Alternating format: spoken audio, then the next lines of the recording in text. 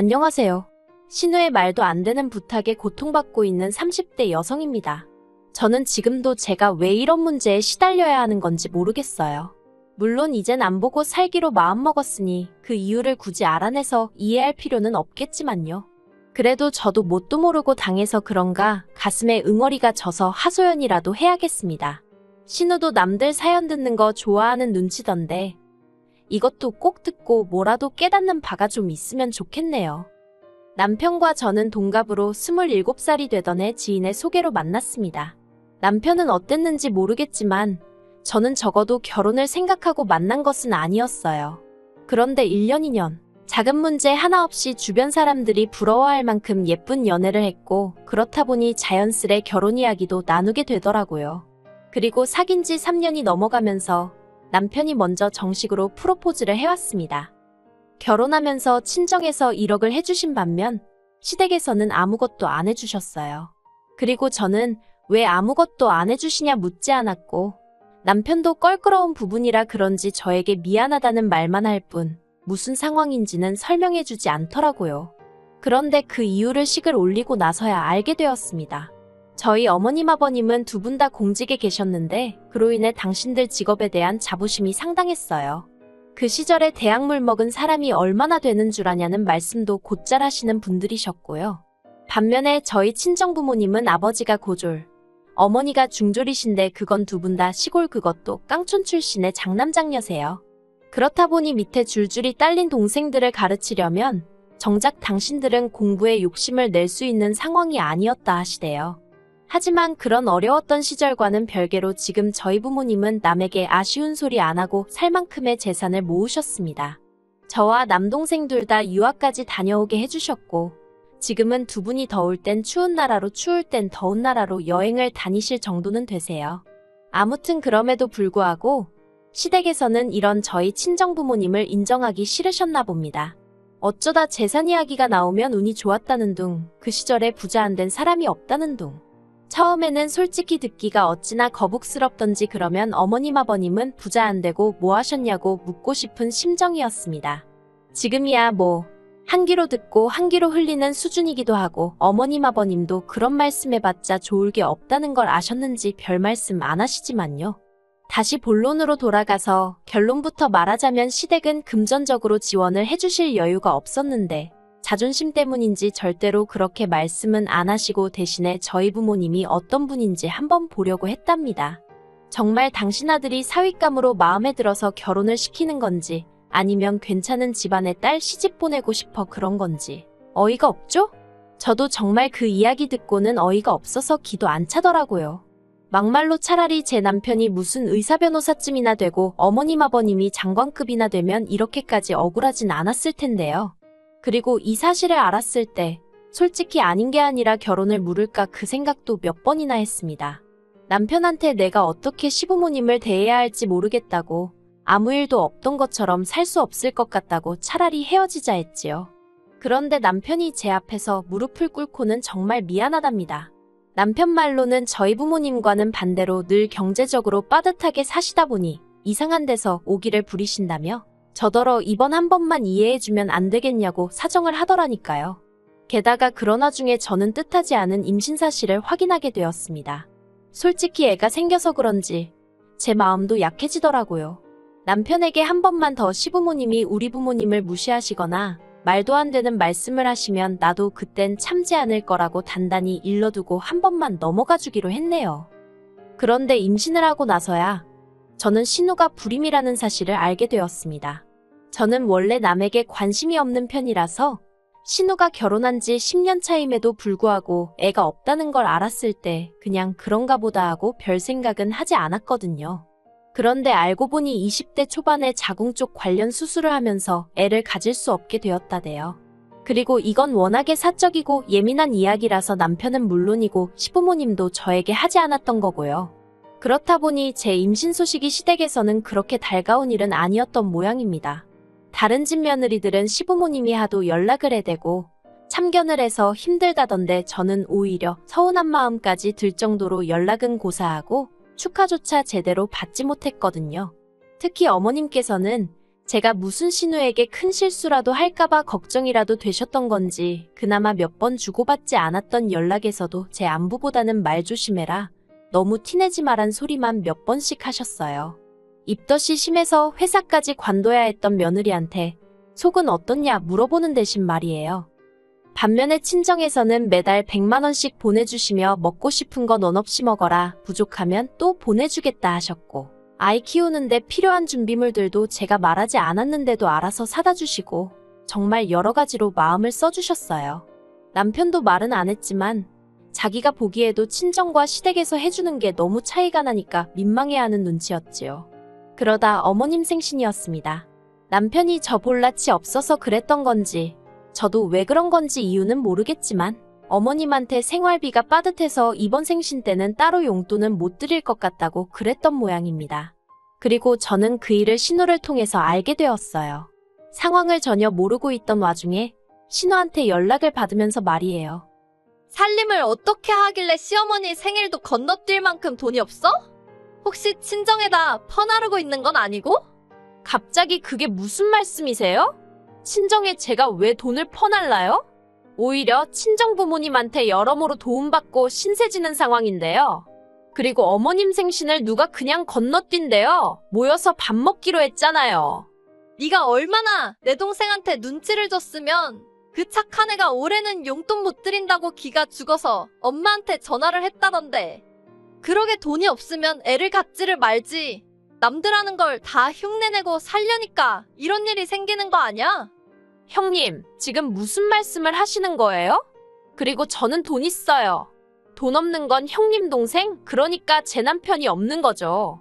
제가 지금 당장 직장을 안 다닌다고 남편 벌어오는 돈만 바라보고 사는 여잔 줄 아시나 본데 저 그렇게 안 사니까 걱정 마세요. 이후로 저는 신우와 완전히 거리를 두고 지내게 되었습니다.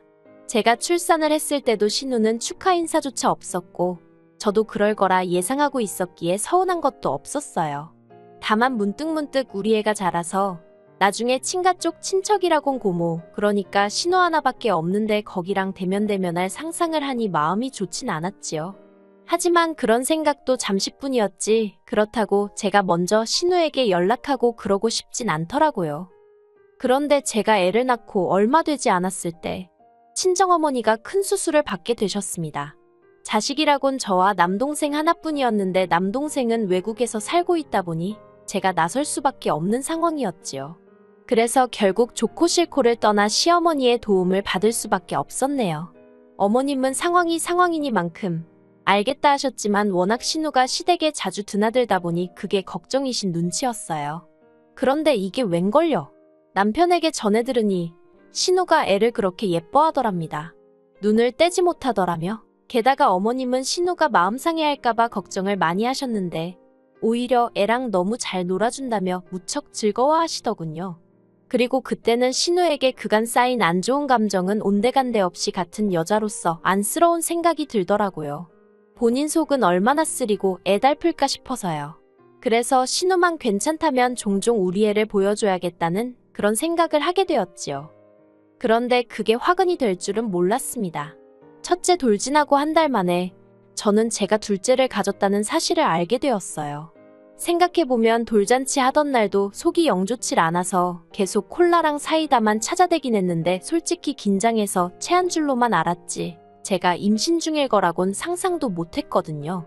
아무튼 그렇게 임신 사실을 확인하자 첫째 때와 마찬가지로 계획한 임신이 아니다 보니 당황스럽긴 했지만 운명이다 생각하고 잘 키워봐야겠다 생각했어요.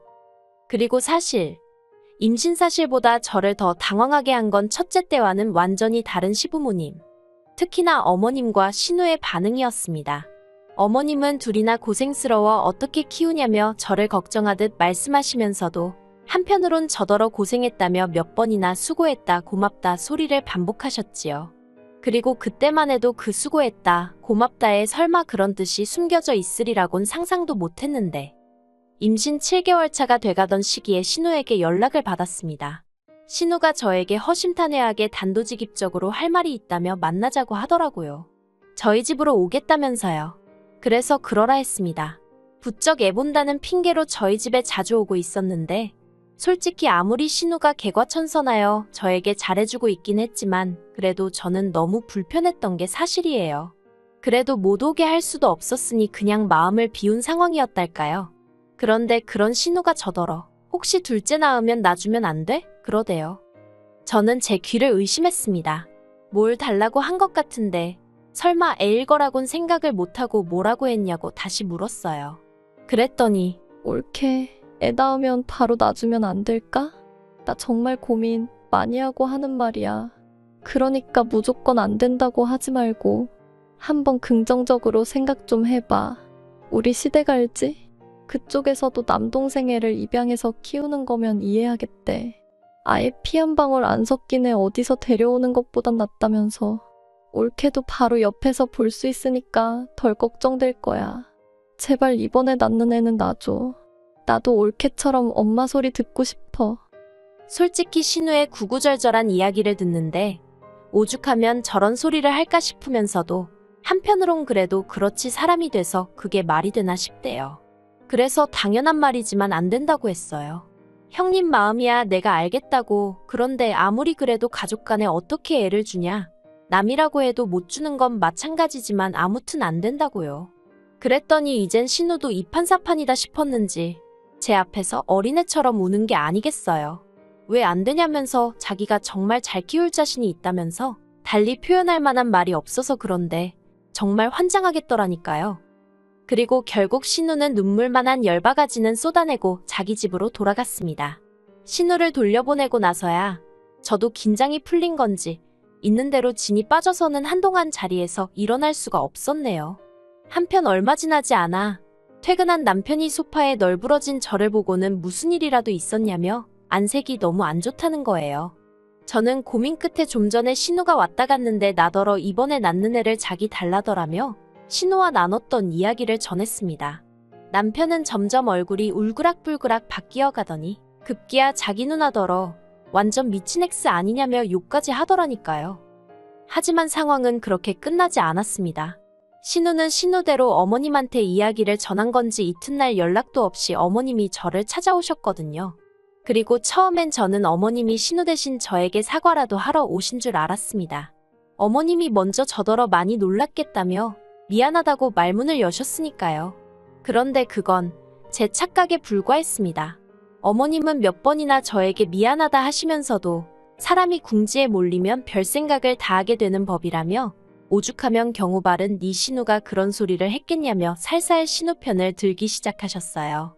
그리고는 급기야 당신도 곰곰이 생각을 해봤는데 솔직히 아주 안 될 이야기도 아닌 것 같다나요? 옛날에는 원래 아들 없는 집이 친척집에서 입양도 해오고 그러는 게 흔했다면서 저더러 무조건 싫다고 하지 말고 진지하게 어떤 선택이 진정으로 가족을 위한 길인지 생각해보랍니다. 그리고 현실적인 것도 무시하면 안 된다며 없는 살림에 꾸역꾸역 둘끼고 키우는 것보다 한 집에 하나씩 나눠서 잘 키우는 게 오히려 나중에 애들 입장에서는 더 고마울 수도 있다나요. 남매를 사촌지간으로 키우라는 말씀을 하시면서 어떻게 그런 말씀을 하시는지 어이가 없어서 기도 안 차더군요. 결국 참다 못한 제가 어머님 떨어 어머님이라도 정신을 차리셔야지 아무리 자식이라고 해도 그렇지 어떻게 신우의 그 비윤리적이고 비상식적인 생각에 동조를 해주실 수가 있냐 화를 냈습니다. 특히나 다른 사람도 아니고 어머님 손자들인데 말이에요.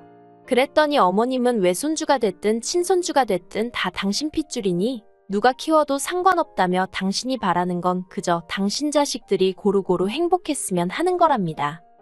그리고 이 모든 대화를 어머님은 모르셨겠지만 안방문 뒤에서 남편이 듣고 있었어요. 어떻게 되었던 일이냐면 어머님이 오신 걸 보고는 제가 남편더러 안방에 들어가 있으라며 남편을 안방으로 밀어 넣었거든요. 어머님이랑 남편이랑 부딪히면 큰 소리 날게 뻔한 상황이었는데 저는 그 꼴을 볼 마음의 준비가 안 되어 있었으니까요. 아무튼 결국 남편이 도저히 안 되겠다 싶었는지 안방문을 열고 튀어나와서는 어머님께 아주 목에 핏대까지 세워가며 소리를 지르기 시작했습니다. 제정신이냐면서 어머니도 배 아파서 자식 낳아 키워놓고 어떻게 다른 사람한테 자식 주란 소리를 하느냐고요. 그러자 어머니가 네 누나가 남이냐며 맞불을 놓으시고 결국 남편이 어머님 떨어 앞으로 2번 다시 내 새끼들 볼 생각 말라며 아주 악을 썼습니다. 어머니는 오늘부로 손주 2을 잃은 거나 마찬가지라면서요. 그리고 그 싸움을 마지막으로 지금까지 어머님과는 연락하지 않고 지내고 있습니다. 아버님은 이 모든 사단이 당신 딸과 아내인 어머님 때문이 맞다 하시면서 저희더러 마음 가는 대로 알아서 하라고 하셨어요. 이게 다 당신이 집안 단속을 똑바로 못해서 된 일이라며 오히려 저더러 미안하다고도 하셨지요. 솔직히 아버님과는 결혼 전부터 지금까지 많은 대화를 나눠본 건 아니었고 결혼 자금 문제로 감정이 좋을 것도 없었는데 그때만큼은 그래도 감사하더라고요. 이제 예정대로라면 저는 2주 안에 아들을 만나게 됩니다. 애를 처음 낳아보는 것도 아닌데 가슴이 울렁거리고 벌써 설레고 그러네요. 어머님은 물론이고 신우에게도 절대로 소식을 알리지 않을 생각입니다. 아버님께서 당신한테도 알리지 말라고 하셔서 사진만 보내드리기로 했어요. 갑자기 저희 아들이 좀 불쌍하기도 하네요. 지 누나도 처음 세상 구경하던 당시에 할머니 할아버지한테 제대로 축하를 못 받았는데 또 그러게 생겼으니까요. 그래도 상종 못할 사람들이니 평생 모르고 사는 게 나을지도요. 그리고 남편은 일련의 사태들로 지금은 완전히 제 편으로 돌아섰습니다. 전에는 그래도 크고 작은 문제가 생기면 제 편을 들면서도 스리슬쩍 시댁 편을 들려는 시도를 하곤 해서 저에게 미움을 사곤 했었는데 이제 그럴 이유를 못 느낀다대요. 그래서 오히려 저와 남편 사이가 더 끈끈해진 것도 같아요. 어머님에게 고맙다고 인사라도 드려야 하는 건지. 아무튼 당장 제 목표는 순산입니다. 그리고 이후로는 남편과 함께 애들에게 좋은 것만 입히고 먹이고 보여줄 수 있게끔 저희 친정부모님처럼 열심히 살아봐야겠지요.